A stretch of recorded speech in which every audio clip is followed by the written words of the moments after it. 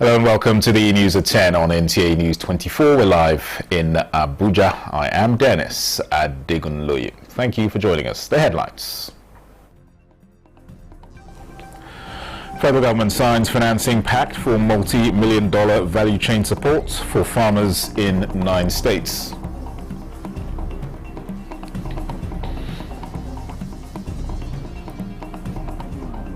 House of Representatives advocates subsidy in cancer treatment.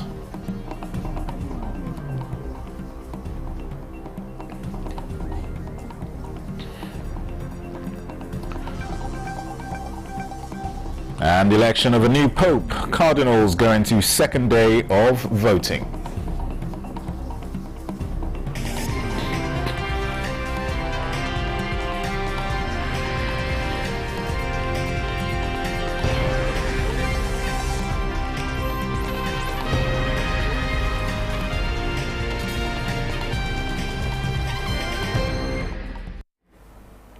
Let's begin at the State House, where the federal government has signed a financing agreement for the value chain program in northern Nigeria to revolutionize the nation's agriculture sector.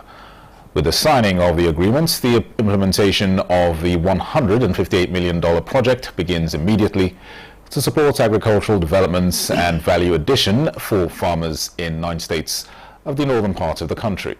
State House correspondent Abdurrahman Jibrila reports. The initiative is co-funded by the International Fund for Agricultural Development, the French Development Agency, and the Government of Nigeria.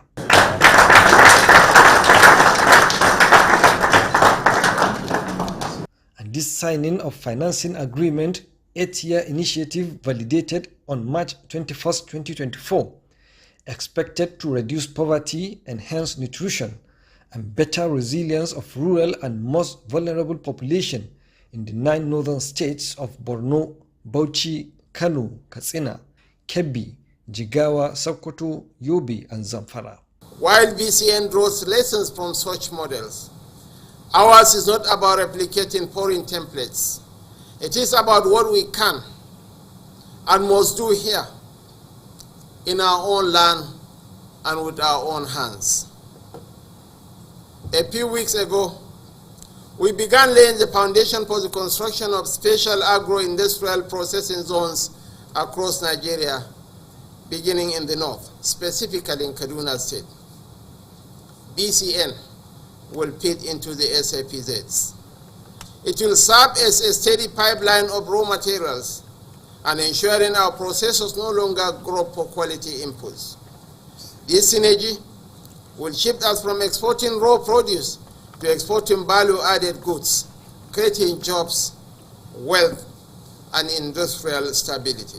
And VCN exemplifies the power of collaboration and shared vision in addressing the challenges faced by our farmers and rural communities. As Vice Chairperson of the IFAD Governing Council, I am confident that the VCN will deliver real impact, empower smallholder farmers, boosting productivity, and promoting climate-resilient, nutrition-sensitive, and inclusive value chains.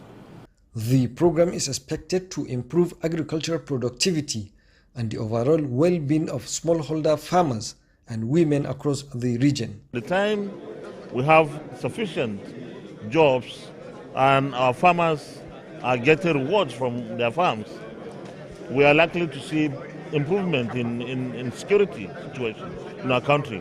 State like ours that has a lot of security challenges, we need the support on IDPs because that support will create a financial ability for those people in that position. We are ready to work with the IFAD, and IFAD is not a new in the agricultural sector in Nigeria, and we know how good they are and what they can do. We'll do this collaborating with the state. The states are very critical in the implementation of this project, and that's why you are also able to see the participation of the governors in this meeting.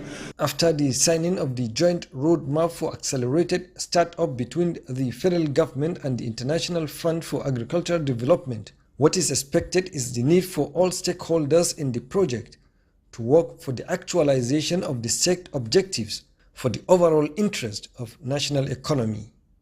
From the State House, Abdurrahman Jibrila, NTA News. And staying with agriculture, the federal government has introduced a national agri-business policy mechanism aimed at transforming the country's food system and fostering a favorable environment for investments in the agriculture sector. Musa Baba Ali reports that the policy was developed in collaboration with subnational governments and the private sector under the oversight of the Presidential Food System Coordinating Unit within the presidency. Almost all regions of Nigeria have the potential to produce specific crops to meet the food demands of the country's population. Agricultural economists believe that effective coordination at the federal, state, and local levels can significantly enhance the country's food security and ensure that the food needs of the citizens are met.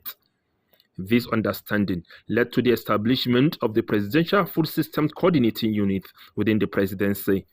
The PFSCU's work is focused on food security stabilization, addressing hunger now, boosting food production and productivity, helping farmers grow more and better food. Good morning, everyone. The audience here includes key players in the food production chain, from policy makers and lawmakers to farmers group and both local and foreign investors.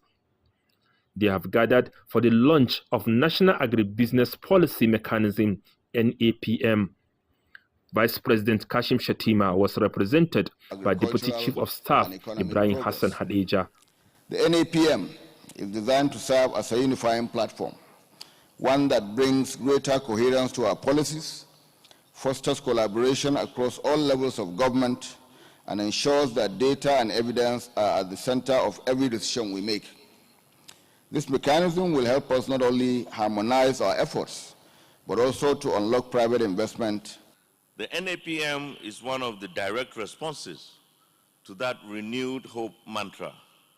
It aligns squarely with Mr. President's priorities of inclusive economic transformation. During the event, a memorandum of understanding was signed between the National Agricultural Extension Research License Services at Ahmadu Bello University Zaria and the Presidential Food System Coordinating Unit. In Kaduna State, we are already taking strategic steps. We have developed state-specific policies like our contract farming policy, soybean policy, gender in agriculture policy, and ease of doing business in agriculture strategies. In Jigawa State, we have invested extensively in building a robust and far-reaching agricultural extension network.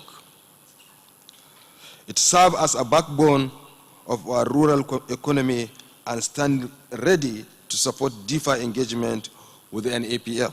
I believe this mechanism is a great initiative from His Excellency President Bola Ahmed Tinubu and the Vice President as well. It would help boost local production, increase rice production immensely.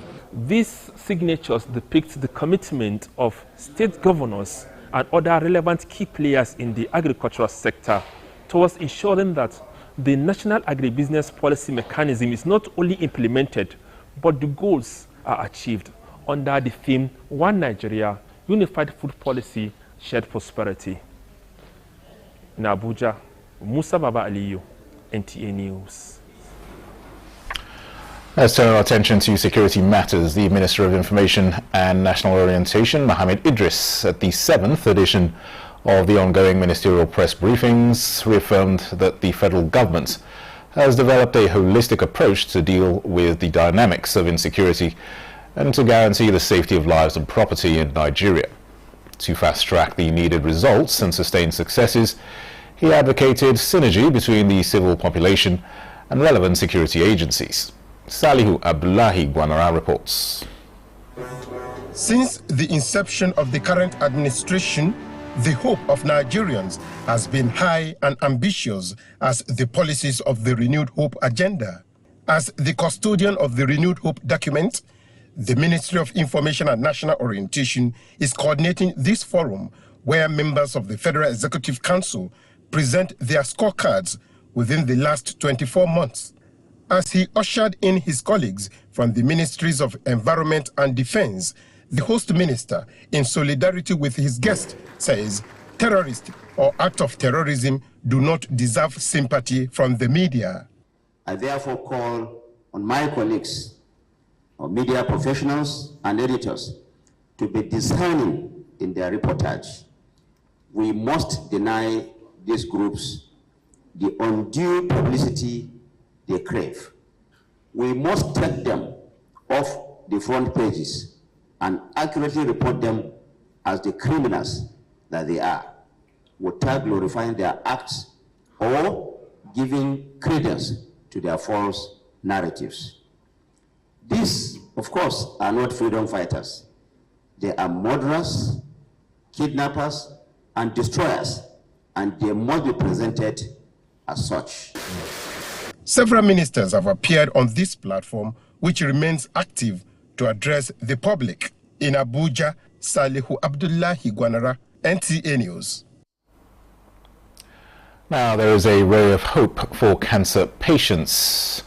Or a ray of hope for cancer patients might be just on the horizon, as the House of Representatives has passed a resolution seeking financial lifelines for many Nigerians struggling with cancer in the form of subsidies for treatment. The House is urging the Federal Ministry of Health and Social Welfare to make cancer screening free nationwide as a crucial step towards detecting the disease early, which is when it's most treatable. Let's go over now to National Assembly correspondent Mitaire Ikpen for details of this and other parliamentary engagements. A motion by Representative Aderemi Oseni draws attention to the fact that the cost of cancer treatment is skyrocketing and the financial burden is heavy on low-income families with cancer patients.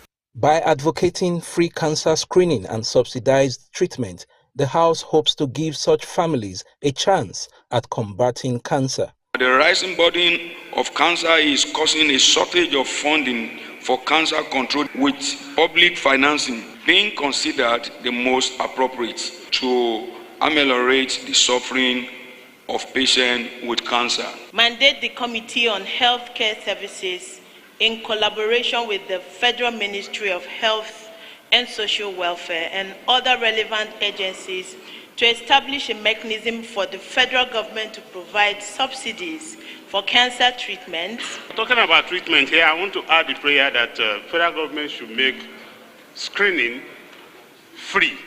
Another resolution sought military action against resurgence of banditry in Baruten Kayama Federal Constituency of Kwara State. In recent time, certain group of people armed with all manners of dangerous and sophisticated weapons converge in the forest in the constituency, disrupting people from farming, establishing their own government, collecting revenues from people, killing people at will.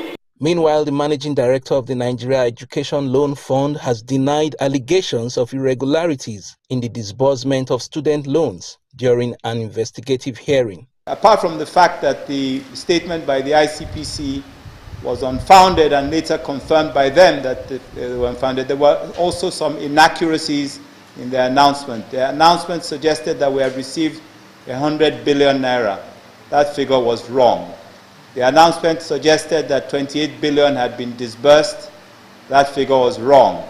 At a public hearing on the bill for an act to establish the National Institute for Film and Media Technology, UKAWU, lawmakers are targeting an expansion of the creative sector. With the population of the country, only one film institute is grossly inadequate. The creative sector is the second largest employer of labor in the country and has the potential to create an additional 2.7 million jobs by 2025. There is optimism that the progress of the bill would enhance prospects for job creation. From the National Assembly, Mitaire Ikpen, NTA News. This is the news at 10 on NTA News 24. More reports in a moment. Stay with us.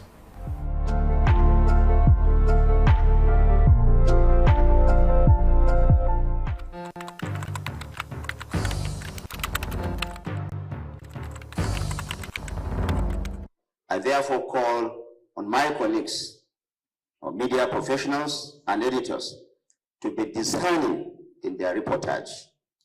We must deny these groups the undue publicity they crave.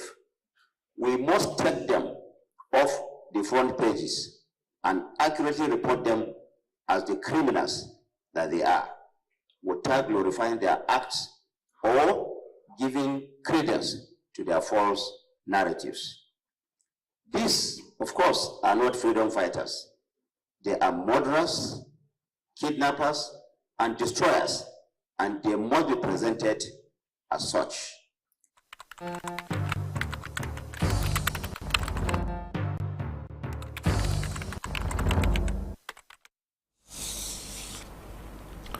Welcome back.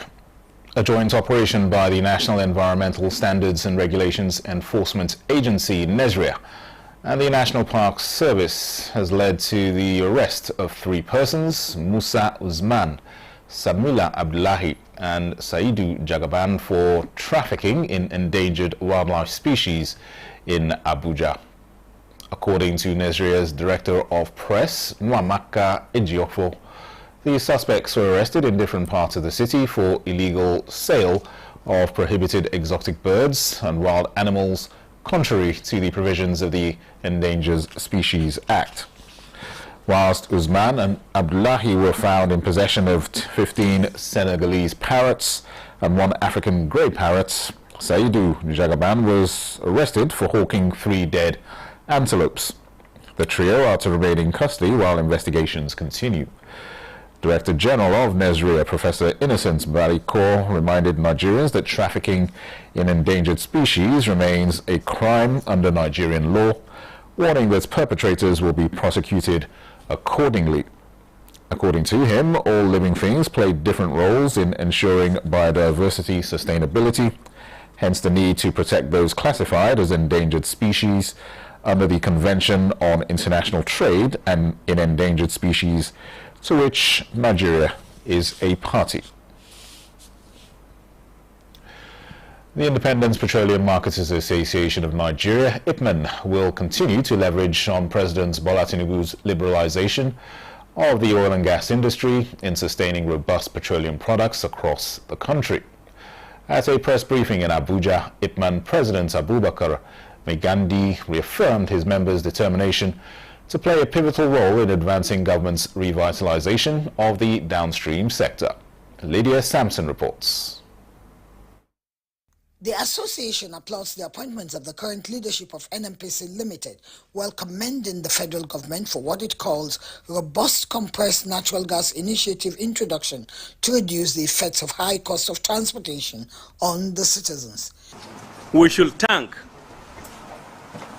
our Mr. President, Bola Ahmed Tinubu, for the effort that he has been making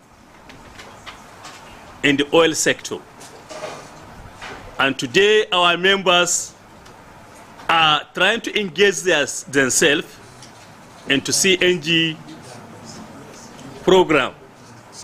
And apart from that, we are still appealing. Appealing in the sense that our marketers has a very big sum of outstanding debts with Petroleum Equalization Fund. And we are trying to see that this debt is being paid. And I'm calling the attention of the entire marketers to exercise patience. Their money, by God's grace, will be paid by the NDPPRA. IPMAN also announced deepening collaboration and fruitful working relationship with NUPENG, PTD, NATO, and NLC in a bid to ensure President Tinubu's renewed hope agenda in oil and gas is realized. The association also committed to advancing government's compressed natural gas initiative by encouraging its members to upgrade and have CNG add-on stations, thus diversifying energy sources and enhancing the resilience of the supply chain nationwide. In Abuja, Lydia Sampson, NTA News. Cardinals are set to begin second day of voting to elect a new pope after the first round of voting on Wednesday failed to produce a leader. Ekene Ndilue has an update. Cardinals returned to the Sistine Chapel this Thursday morning after the first voting session of the conclave on Wednesday failed to find consensus on who will become the next pope. After a mass in the polling chapel, the Cardinals returned to the Sistine Chapel to continue with the votes. The electors are expected to participate in 4 rounds of voting through the course of the day. 2 ballot burnings are planned.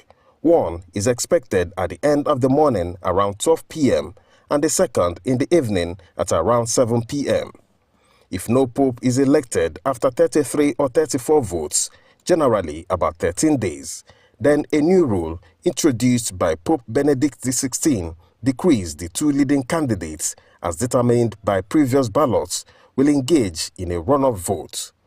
Although some clergy say it will be unexpected if the conclave goes beyond Friday. In Abuja, Ekene Ndulue, NTA News. The National Hajj Commission of Nigeria, NACON, has officially launched its 2025 Hajj operations, as its advanced team is already in the Kingdom of Saudi Arabia to establish crucial groundwork. This is as airlift of pilgrims to Saudi Arabia is scheduled to begin on May 9th. Tokbe Alabi reports that the Commission is in its final phase of preparations. The arrival of the advanced team signifies a key milestone in the 2025 Hajj operations and marks the official commencement of Nigeria's participation in this year's Holy Pilgrimage, a major global religious gathering. The team, comprising essential operational staff and senior members of the National Medical Team, left Abuja on Monday following a brief ceremony at the Hajj House. Their responsibility on arrival is the groundwork for the entire Hajj operation, including accommodation, setting up airport reception protocols, and coordinating with Saudi Hajj authorities. While emphasizing the sacred nature of the task, NACON chairman Professor Abdullah Saleh Usman charged the team to approach their assignment with a strong sense of duty and commitment. You must be dedicated, you must be patient to take your duties and discharge it without any fear or favor. NACON, through its Assistant Director Information and Publication, Fatima Sanda Uzara, revealed that 43,000 pilgrims paid for the pilgrimage from the 75 slots given to the states. This is 9,000 short from the 52,000 the Commission had earlier said it paid for their slot. Meanwhile, the Commission has secured clinics in Mecca and Medina with enough bed spaces, distributed yellow cards to states, paid for adequate feeding of pilgrims, and advised against enrolling pregnant women. The inaugural flight is slated for Owerri and has been scheduled for May 9th to Saudi Arabia en route Medina, and the airlift distribution involves flying as Maxair and Umza Airlines. In 2024, a total of 65,000 Nigerians participated in the Hajj rituals, recording 13 deaths during the pilgrimage. Airlift of pilgrims to Saudi Arabia is expected to be completed May 24, and return starts 13th of June to end 2nd of July 2025. From the Hajj House in Abuja, Tokwe Alabi, NTA News. The National Productivity Center is now providing productivity tools and techniques to small and medium-scale businesses to help them boost production and remain valuable in a competitive world. Joseph Otsen reports on the latest training for furniture makers in Kubwa, Abuja. Best Ogbede from Edo State completed his apprenticeship in furniture making 2 years ago and moved to Abuja to explore opportunities for growth. But like many other entrepreneurs, Best is running short of ideas on how to take his business to the next level, especially matching cost of production and maximizing profit. Because the way I learn my work, we not use that kind of low quality. So I dey try. By the time I come by finish, I go see and say now just small money.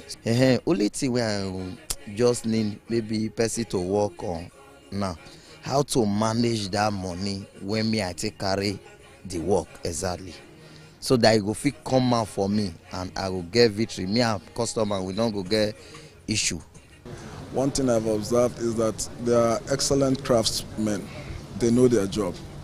But most of them don't have any form of formal training in the ways of running business.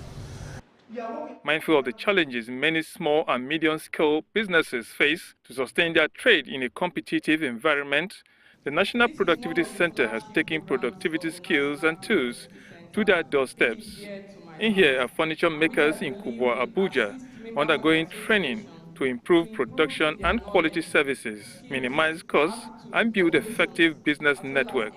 Moving forward, there will be change in their competencies, in their skills, in terms of their operations too, so that they will now provide quality products, and also there will be safety. Because there is safety, it means that the employees will not encounter any form of accident. When you reduce the cost of production and increase, produce quality goods and services, your productivity will be high, and be able to compete, even both locally and internationally. The National Bureau of Statistics reports that small and medium-scale enterprises contribute about 49% to the gross domestic product of Nigeria. With a positive and productive mindset, experts say this industry will be the major driver of the nation's economy. In Abuja, Joseph Oten, NTA News. And that report concludes the news at 10 on NTA News 24. Thanks for watching. I am Dennis Adegunloye. There'll be an update at the top of the hour.